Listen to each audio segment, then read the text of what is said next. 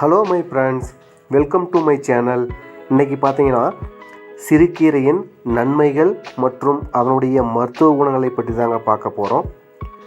இது வரைக்கும் நம்ம சேனலை சப்ஸ்கிரைப் பண்ணாத நண்பர்கள் சப்ஸ்கிரைப் பண்ணுங்கள். வீடியோவை ஸ்கிப் பண்ணாமல் பாருங்கள். வாங்க வீடியோக்குள்ளே போகலாம். மனிதர்களாகிய நமக்கு மாறி வரும் இந்த காலகட்டத்தில் பலவிதமான நோய்கள் நம்மளை தாக்குகிறது.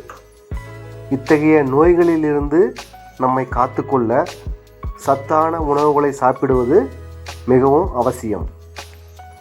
அப்படி சத்து நிறைந்த உணவுகளாக கீரைகள் இருக்கின்றன. இதில் சிறுகீரைன்னு பார்த்தோம்னா நார்ச்சத்து நிறைந்துள்ள கீரைகளில் ஒன்றாகும். இதன் காரணமாக இதை சாப்பிடுபவர்களுக்கு வயிற்றில் உணவு நன்றாக செரிமானம் ஆக உதவுகிறது. மேலும் பார்த்திங்கன்னா தீவிரமான மூலம் மலச்சிக்கல் பிரச்சனைகளையும் சுலபத்தில் சிறுகீரை தீர்க்கிறது.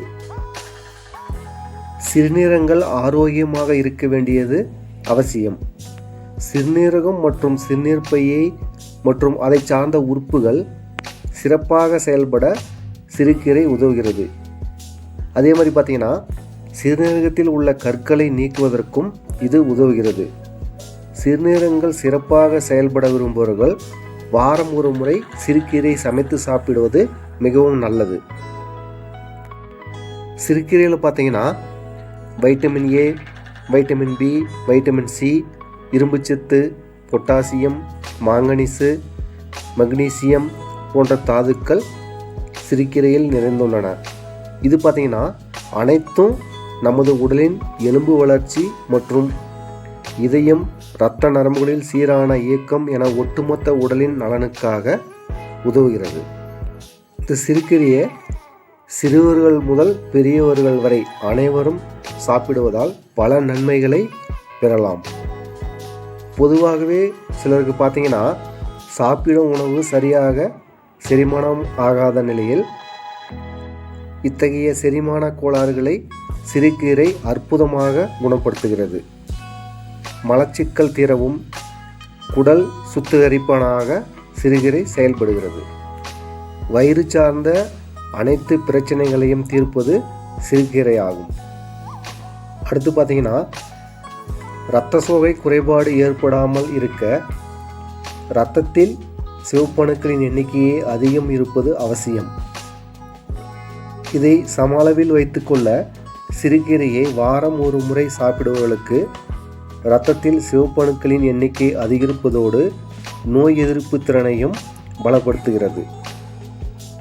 அடுத்து பார்த்தீங்கன்னா இன்றைய காலத்தில் தவறான உணவு மற்றும் வாழ்க்கை முறைகளால் பல ஆண்களுக்கு அவர்களின் விந்தணுக்கள் குறைந்து மலட்டுத்தன்மை ஏற்படுகின்றன.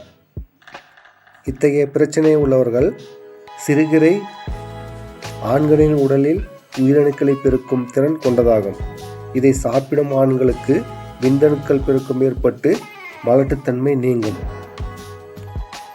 முகத்தில் இருக்கும் ஒரு முக்கிய உறுப்புகள் கண்கள். இந்த கண்களை கொண்டுதான் நாம் அனைத்தையும் காண்கிறோம். எனவே கண் பார்வை நலமாக இருப்பது அனைவருக்கும் அவசியமாகும்.